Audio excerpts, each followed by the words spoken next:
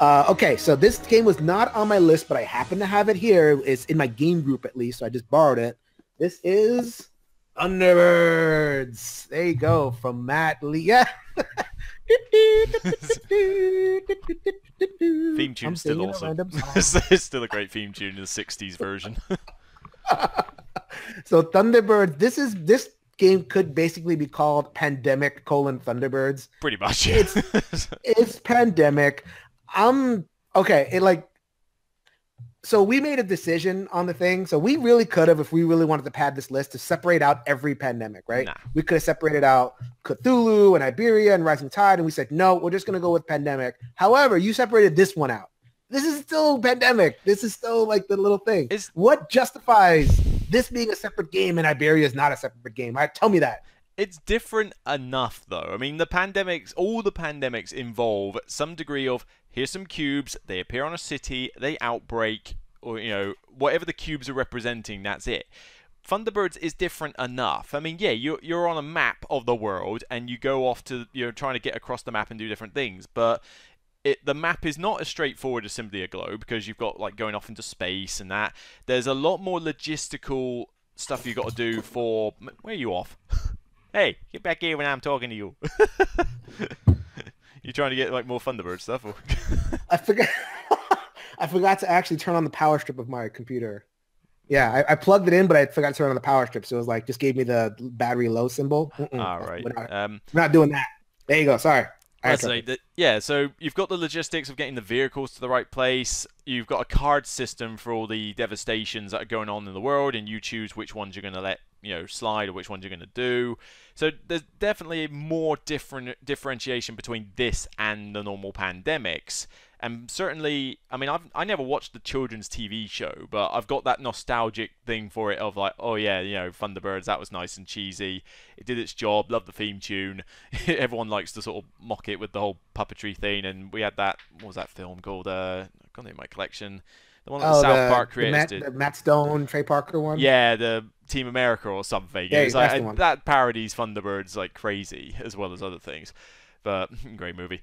But yeah, I just think there's enough in this to say, yeah, it's got similarities to Pandemic. I mean, Matt Leacock is kind of, tooting that a little bit too much these days. But I feel like, if you put Pandemic and Thunderbirds near each other, I think people would, be able to say, yeah, that's different to this one. It's definitely one more for the fans, or at least ones who have got a nostalgic connection to Thunderbirds. But yeah, I felt it deserved to have a separate position. I guess, well, one thing that I'm playing with you a little bit though, but I agree with you. This has vehicles, and the vehicles are really cool. When you add that little mechanical wrinkle that just kind of makes the game a little bit different. So so you're in your little guy, and you have the little vehicle. It could be a Corvette or it could be a submarine or whatever it is, and they have different rules depending on how much you move and everything. So that I actually found that pretty cool. So yeah, I agree with you. It did not make my list. It is a co-op game that I like that did not make my list. I have 100 ones that I like more. So there you go. This is a nice little... Plenty of co-op games. It's a little gateway, co-op. And the expansions did do a good job of making it, harder, but also allowing you to play against a player rather than the game itself. Although the only time I tested that was, I think, Essen a year and a bit ago, because Matt Leacock was at... kind of playtest, a publisher's little event, drinks event or something, and he was basically showing off Thunderbirds, all the expansions. So we got to play a game with him as the evil guys. I forget what they're called, the Hood or something. And yeah, the Hood. He played the Hood, and the rest of us were playing co-op against him. And we would have won. I mean, we did pretty well against him if we hadn't run out of time and had to bail out and let someone else take over because it was a demo thing. They lost, we would have won. So we had Matt Leacock running. We had him running. There you go. Awesome. All right, so that is Thunderbirds, our number 90. Yep. 89. Okay, so these next two are ones that were particular to my list. So this is the kind of thing you come to a top of 100 list for. These little co-ops that are really good and maybe don't get the press or the recognition or whatever it is. I got one for you right here. This is V-Commandos. So actually, if you are a fan of the Dice Tower, you know that Sam really likes this game. Deservedly so. So it is a World War II themed game, but it's not like a shoot 'em up or a skirmish game or anything. It's a stealth mission game. So you have your collection of heroes, and they're just kind of like sneaking in behind enemy lines, and they have to do whatever mission. So the mission could be going to slash the tires of some, Jeep. I'm going to blow up, whatchamacallit, a pile of whatever the guns are. I forget what the guns are. But World War II people are going like, how could you not know? Yeah, there you go. They could blow up a pile of machine guns, or like do a little tower defense thing where you like kind of get to the radio tower and you have to defend against the people that are coming around. The stealth is pretty cool. It kind of resolves stealth with a die roll, which I wish it was a little bit more robust. I wish I could kind of like, because what do you do in a stealth game, right? What do you do in Batman or, you have to like knock over here, draw the guy out and, choke him out and everything. I wish you could do a little bit more of that. I could see why they went a little bit more family friendly. Yeah, that would have got a bit too meaty with the mechanics if you tried to include all the different ways of doing stealth. Oh, man, I'm waiting for that. I'm waiting for that awesome stealth game. But this one just kind of just hand waves all that way, gives you a stealth die roll, ways to kind of like, manipulate and everything depending on where you are. I definitely like this game. Have you played this game, Luke? Nah, I'm not. I mean, that's why it's like not on my list at all. I know Sam loves it. It sounds interesting. It sounds like something I would probably like. I don't go mad on the war ones, but I like the idea that the stealth is a factor. You're not just shooting up people. It is, you're trying to hide as much as you are until eventually you do get found out. But no, it sounds good. I've just never seen a copy anywhere in the UK. I don't even know if it ever made UK distribution, let alone... or maybe it was too old a game and it was out of print before I started gaming lots. I mean, how old is it? It's not that old. It just came out with an expansion actually recently. They're still kind of... Triton Noir is a company from Quebec, and they're still kind of putting the word out there about it. They don't have a lot of games or anything like that, but it's a really cool one if you guys want to like a really under the radar cool co-op. That is V-Commandos. The next one is, let's see. Oh, not under the radar at all. I don't think you've played. Nah, I haven't. No, not even the computer game it's based on. So I have played the computer game this one is based on. This is our number 88. This is This War of Mine. So This War of Mine, a survival game. If you look at the videos on this, they're going to tell you, oh, it's depressing. It's depressing. And it is. It is very depressing. Very often you're not doing anything heroic in this game. You're deciding between, so you're basically a survivor.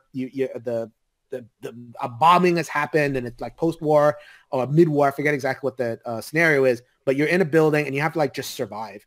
And you have to like make tough choices about, okay, do I go out for food or do I go in and protect this person? And when I open this door, I can get, gangrene and like all this awful stuff happens. It's definitely going for gangrene from opening the door.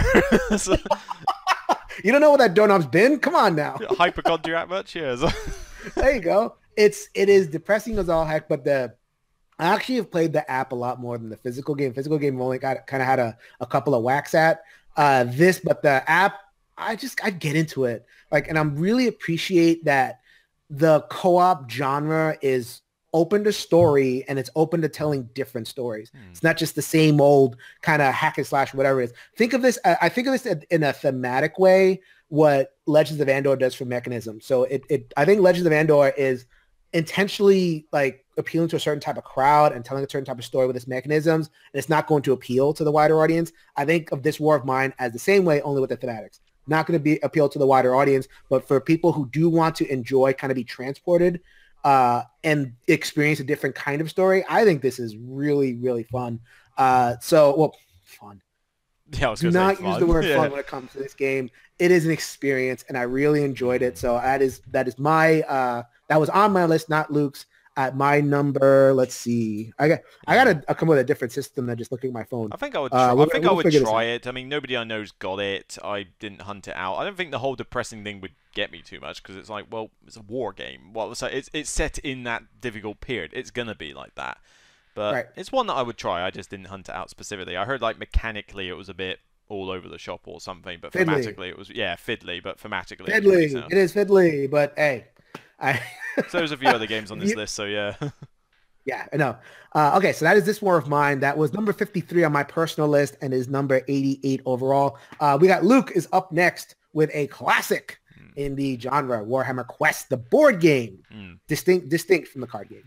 Yeah, I mean, it's one of the earlier ones, and granted, some stuff's come out that's maybe a bit more mechanically robust, but this one it just does the job for your atypical dungeon crawl. I just want to go into a dungeon, hack and slash stuff from the Warhammer universe, which most people are quite familiar with, the orcs, the elves, and that.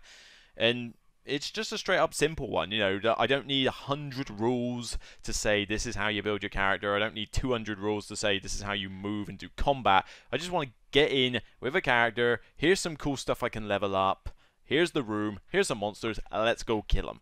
And it's an old one. There's maybe a little bit of a nostalgia goggle feel to it, maybe, but it is just one of those old ones that a bit like the Hero Quest, of games of old, where it's just like, look, straight up, simple. Let's just get in there, hack and slash some classic Warhammer creatures. Yep, that's it. It is old tech at this point. I think if we made this list 15 years ago, first of all, it'd be a top 10 cooperative games. There's no way we get to anywhere near 100. Second of all, Yeah. it's a dungeon crawl. You can play it on the phone, like they actually have Warhammer Quest on or your app or whatever it is, just to get, if you want to feel for what that's all about. There are better ones. You can pretty much guarantee that there are a bunch of dungeon crawlers that are a little bit more advanced that are higher on this list. Yeah.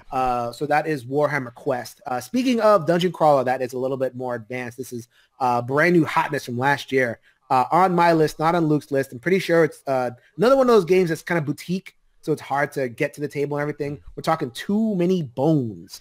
Too Many Bones is number 86 on our list. It was on my list around number 55 or so.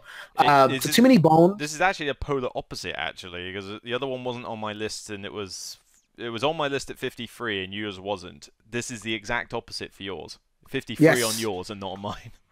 This happens every once in a while. We just kind of match up that way. Yeah. So Too Many Bones it's hard to call it a dungeon crawler because it's not like there's no tiles. It plays out in this grid system. So if you know chip theory games, a lot of the games play out in this kind of like abstract-y map, and you're just kind of like moving these chips all over the place.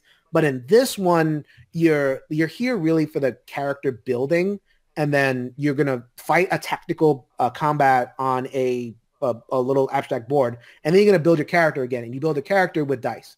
So you start off with these dinky little dice, and then after you beat every single combat, and it's usually like a series of like 7 or 8 combats before you get to the big boss, you will build your character. So then you draft more dice, or you increase a stat, or you can get more base dice, or and you're building you have tech tree. So the tech tree is going to let you build a certain way. So like if you're the bomber, you could build healing bombs and splat bombs and single target bombs. If you're the melee guy, you can be either defensive or offensive or whatever it is. So that's what you're here for. You're here for that character crafting stuff.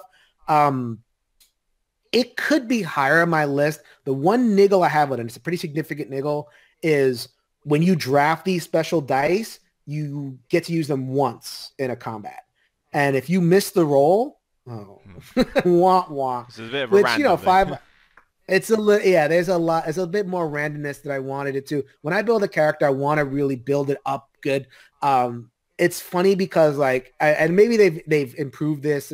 It's a new game and it's constantly evolving. So it may have Undertow just came out and there's more stuff planned for it. They may fix this, but I just found it the most effective to hype up on base dice. So you get these dice based on your strengths. So you roll basic dice, and you just keep on rolling them. I found that more effective than doing the cooler stuff. Mm-hmm. So that's like a no-no when it comes to dungeons. You're there to be awesome. So again, but it's a really distinct, cool, beautiful components. Another $100+ game, unfortunately, but you're really getting a lot of your money's worth. It pops on the table. It does a lot of cool stuff. I could definitely recommend it. It just has that little thing that kind of kept me, from really going enthusiastic about it. But it's still on my list. Really enjoy it. It is Too Many Bones. Are we going back to you for this one? Next one? Yes, we are going back to you for 65. Not on my list. Defend your putting Dead Men Tell No Tales on this list. Go for it. This should be hard. I'm surprised you haven't played this one, but this is... I have played this one. It is... Go ahead. Oh, right. I was going to say, if you're going to get on me for the Thunderbirds one, you're probably thinking the same thing for this.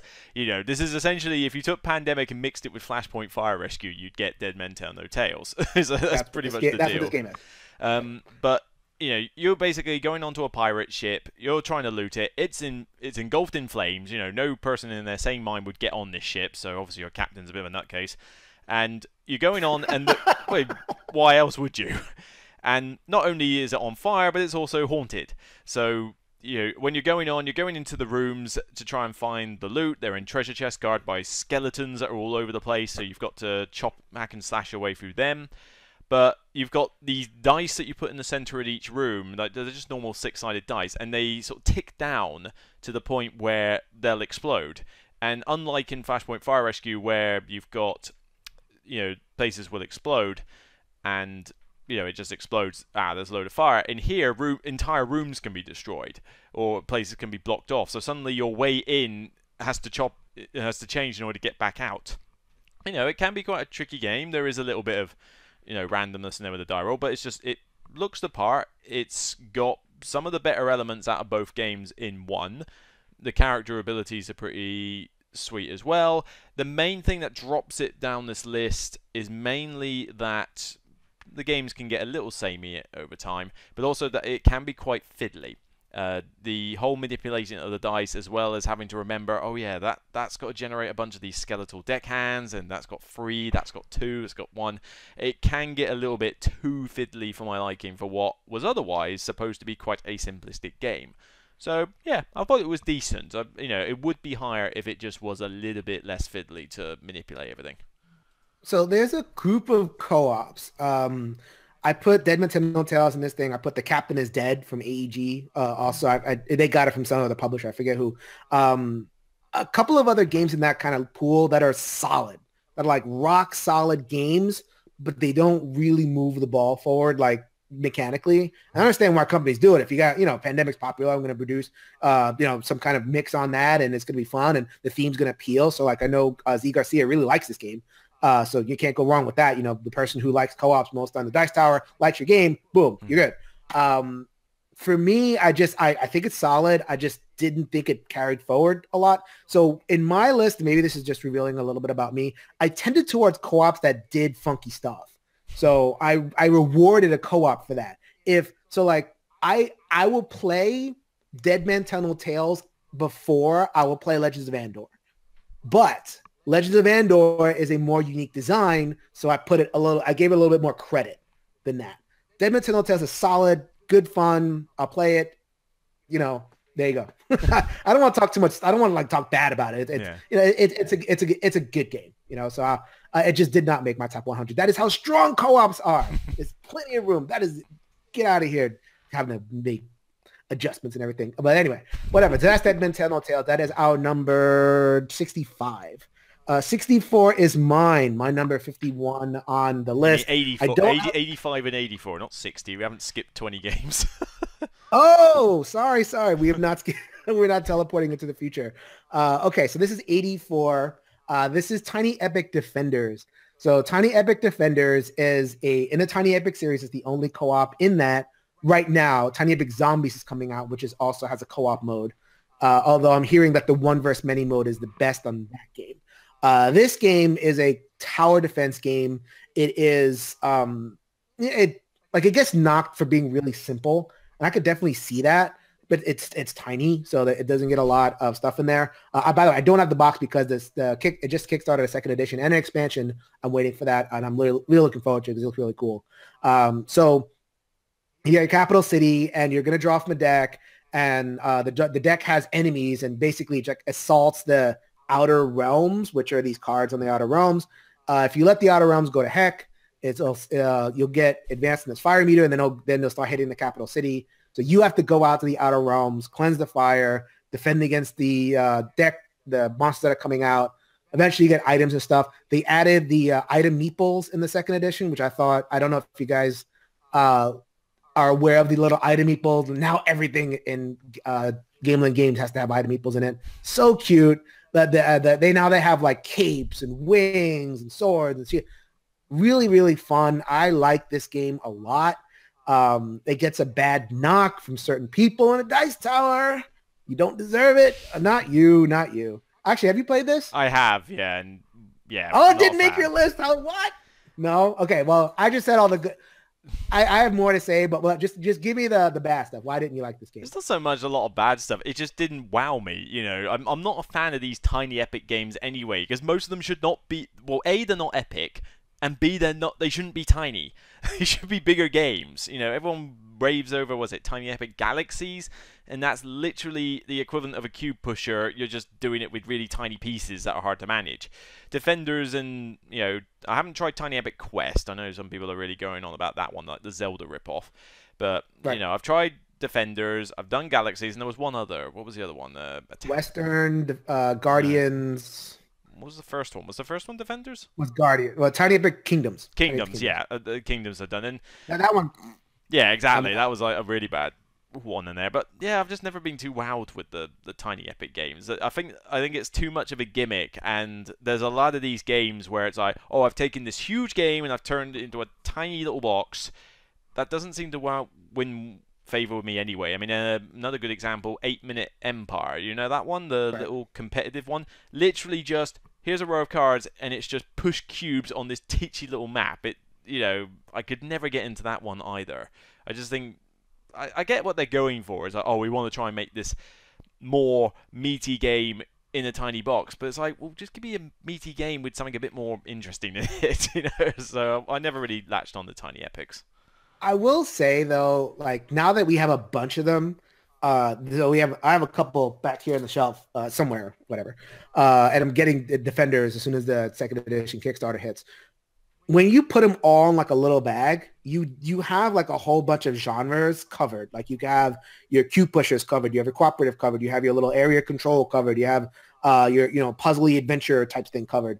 Like so you can get all that in a little tiny go bag and be good for like a family game night. I wouldn't make this a centerpiece of like a gamers game night or anything like that, because they're all bringing, they don't care, they're toting their giant they're bringing giant calyx shelves to the thing and everything. It's like, all right, let's play viticulture. You're there for like, for that variety. You're here for that, like little bit of like, I just want to push some cubes. I don't want to think too hard about it. I want to just have a little bit of fun. This one, the cooperative game, in terms of tower defense, I mean, I don't know a lot of like tower defenses that I can take places. Like tower defense games tend to be these giant big to-dos.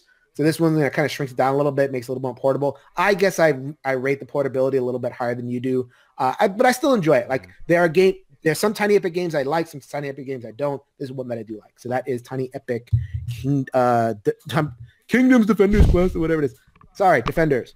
Okay, so next up is me. This is my number 83. No, it's your 49. It looks like 63 on my phone, that's why. It's our 83, but it's your 49. Yes, our 83. Well, to be fair, it's your 83 as well, because you're the one who's played it. the Dresden Files cooperative card base. You haven't played this? Nah, I've not even watched it. It was based on a TV show, right? No! How dare you? I don't know. Oh, no. Oh, sorry. It was a book, wasn't it? Yeah, sorry. It was a book. Yeah. You did. You got me to wave with a finger of shame at you. There's a book. I don't read a lot. You with the bookshelf in the background, I don't read a lot. Yeah, most of that is either accountancy stuff, like my personal documents, like bills and stuff, or recipe books. So if you got a cooking game on your list, then great. But otherwise, we got a cooking game coming up. Don't you worry about that. Sure. Don't the next group. Okay, so this is the Dresden Files cooperative cargo. This was a day one back for me. This was a Kickstarter that launched, I think, last year. Delivered last year. So it's based on a book series, The Wizard Detective, Harry Dresden.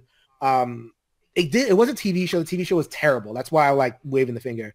It was really bad. There was actually a TV show. Okay, fair enough. That wasn't. I knew I got that from somewhere. And the author was like, "Oh, I'm sorry, I ever did that. I ever sold it. Whatever. I regret every minute of that." Wow. And then cash his check. Okay. So whatever. So they got paid for it. So okay, so it's an adventure kind of pulp urban fantasy book series. So every book, it's with Harry having adventures against, so he's in Chicago. It's not like a fantasy world like that. So it's like he's in Chicago. He's fighting demons and mobsters and all sorts of other nonsense. It's like a case per week, case per book type thing. This game is not like, you would think this game would be like a Rock'em Sock'em game, and I kind of thought that.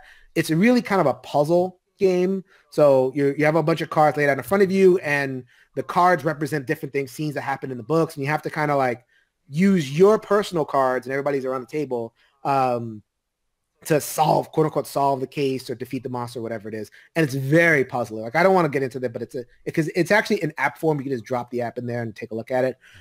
Very puzzly, very like, okay, I go, then you go, then you go, then you go. And then I need this and you need this, and you're going to play this and I'm going to play this, and, just figure that puzzle out.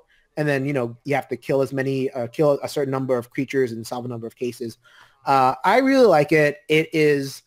It's higher solo for me, but as a cooperative game, it has that limited information thing, which I never found a game that really does limited information like quite right. Because you could say this, but you can't say that. You can say what you have in your hand, but you can't say the exact values you have in your hand. So it's like, I can do that. How? Just trust me. Not a huge the whole Shadows of a Camelot thing. I was like, I can help you with a bit. I help you a lot. Are you sure you can help me? It's like, yeah, I got you.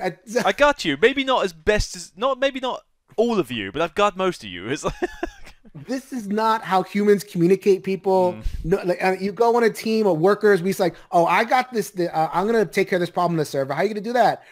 With this thing. Don't worry. It's like, no, that's not gonna work. But this has that problem. People don't find that a problem. Whatever it is, I still think it's a really cool puzzle. And it has a lot of the great theme. It has a lot of the great images from the books. You can like play like individual books and everything. That is a Dresden Files cooperative card game. I really, really enjoy that one. So here we go with our first non-pure co-op on the list. And this is something that Luke put on there. Yes, our first one. And we actually don't have that many. I was actually looking to check on that one, but yeah, I'd probably say this is the first one. We only have about 6 of them, dude. I don't know what we'll make it a big deal for. So then this is the first one. Actually not on my list. I enjoy this game. I enjoy another game similar to it a little bit more. This is Fury of Dracula. So this is a little bit higher on your list. Number 47, actually. Yeah. That's pretty high. Yeah. So, yeah, what do you enjoy about this game? The strong theme, for one. I mean, it definitely feels like Dracula with all the hunters and that. And I can see where people will come from. They'll say, well, that's not a full co-op, it's all versus one. Well, technically a co-op is all versus the game. So, I mean, you're just doing all versus a player. And the majority of the players are working cooperatively. You've just got a human opponent as opposed to an AI. And I've never considered that a co-op simply requires an AI opponent to work. But yeah, with Fury of Dracula, it is just pure theme in a box. You can teach most of this game by theme alone without even referring to mechanics. But granted, I don't want to play this with too many players. 3 is a very good sweet spot. 4 is not too bad. 5, yeah, no. You'll be there forever. But I like the way that this game evolves with the hidden movement, because Dracula is constantly trying to stay hidden, but to begin the game with, he's trying to sort of set himself up, get his other vampires up and going, his lairs up and running, and he's kind of hunting the hunters to say, like, oh yeah, I'm quite powerful now, you barely know where I am, I'm going to strike you down. And then as the game develops, it kind of almost is a role reversal where, suddenly Dracula's a bit weakened. Now the hunters are going after Dracula and he's on the run. It's longer than most games I would prefer, but the theme... We're talking, 2+ hours? Yeah, you're talking easily over 2 hours, 2 to 3 hours. It's a long game, and normally I'm not the biggest fan of games that go on too long. But when you're Dracula, it's tense as all get out, because, everyone's commenting on that. He's probably sitting over there in Great Britain, and he's like, no, not over there. And, you can plan your moves. You've got the little bit of a combat element. Looks gorgeous. Artwork, 3rd edition looks great. It's one of those, like, it's probably the most thematic of the hidden movement games that I'm aware of. Probably out of all of them in a sense. But just say, solid Dracula theme, very tense, very immersive as you're going along. Nice bit of combat. Each character plays out differently. Like for the hunters, Dracula is playing a very different style of game, but he's got different options available. Like, oh, I can play these special cards, or I can do this extra movement. Like I say, it works for me as one of the longer hidden movement games that I'll put up with, mainly because the theme is so immersive. And yeah, there's no Lone Ranger. You're all working together here. If you don't work together, Dracula just gets away. Yeah, or he ganks that person, and that person's in there going, "Oh, sorry, guys." So I own this game. I really enjoy this game. I only have two hangups, and they're pretty minor. They're particular to me. One, it's too long. I think 2+ hours is just way too long to be sitting there. Two, I'm just not a big fan of the Dracula theme. I prefer like different themes. This is not the only one versus many game on here. There's going to be some more looking forward to, but I still own it. I'll still play it. I think it's really good. That is cool. Fury of Dracula. Are you looking forward to the 4th edition from WizKids? Oh God, no. I'll hang on to the 3rd version. Say, WizKids, really? No. So, there you go. All right, fine. not unless they shorten it. Unless they find some way to cut the length in half, maybe I'll give it a look. But if it's literally a straight up reprint, probably not. Yeah, I guess so. All right, so this is the last game that we're going to talk about in this video. We're going to break this up into sections of 20. I think, how long are we on this video? We have to be over an hour. Probably not right. Yeah, section of 20 is probably a good start. Yeah, 20 is a good cutoff point. Okay, so this is my particular thing. I don't know if you even heard this game. Have you heard of this game? I've heard of the Dwarves, yeah. You've heard of it. Okay, so here we go. This is my number 46. I really think highly of this game.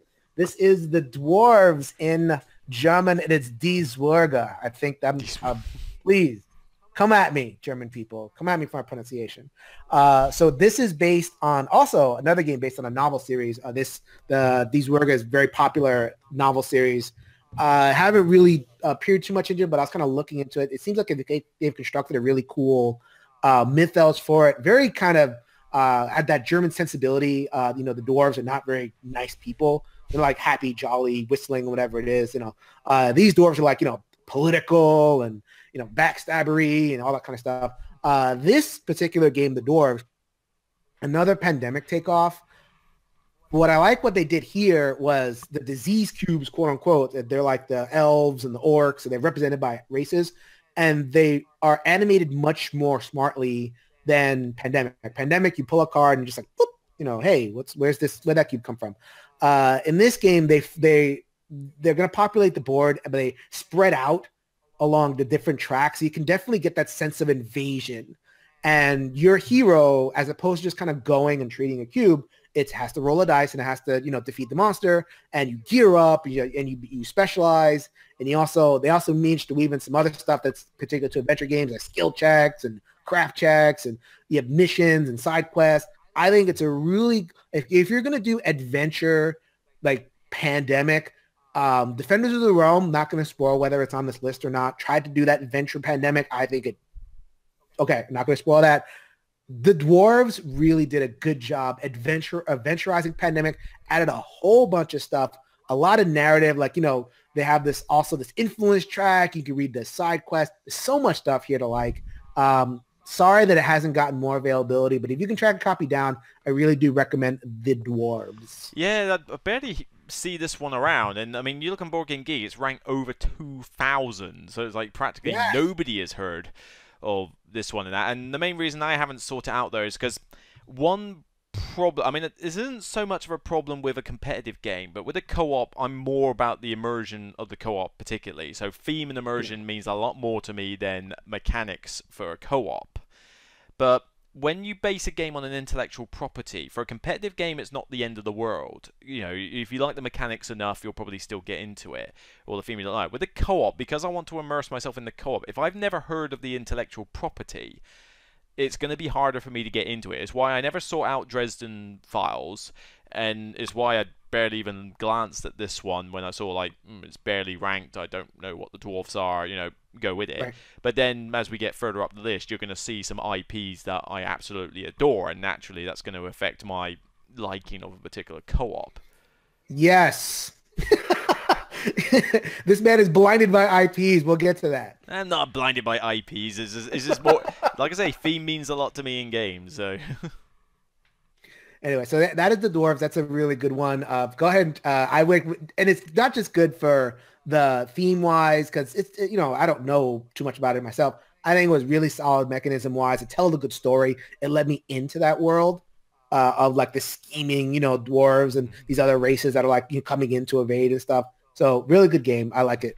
So that is Yeah, that's going to do it. That is our bottom 20 E to 100. Only one sort of thing. We may have a couple of more. We're not going to have that many more.